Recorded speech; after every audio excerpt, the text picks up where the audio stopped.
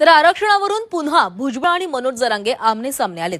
कारण ओबीसीतून मराठा समाजाला आरक्षण देण्यास भुजबळांनी ठाम विरोध केलेला आहे. ओबीसींच्या आरक्षणामध्ये दुसरा वाटेकरी सहन करणार नसल्याचा इशारा भुजबळांनी दिलाय. तर ओबीसींवर अन्याय झाल्यास मुंबईत ओबीसी समाज लाखोंचे मोर्चे काढणार असल्याची ही भूमिका ओबीसी नेत्यांनी घेतलेली आहे. तर भुजबळांचा दावा जरांगेंनी फेटाळलाय. कुणबी मराठा एकच असल्याचा पुनरुच्चार जरांगेंनी केलेला आहे.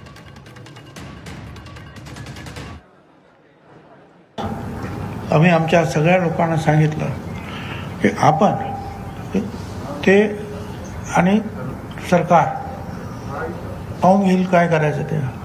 आपण आता तयारीला लागायचं. अनेक ठिकाणी उपोषण सुरू केलं, अनेक ठिकाणी उपोषण सुरू करायचंच आहे. तहसीलदारापासून तर कलेक्टरपर्यंत सगळीकडे ज्यात मोर्चा काढू.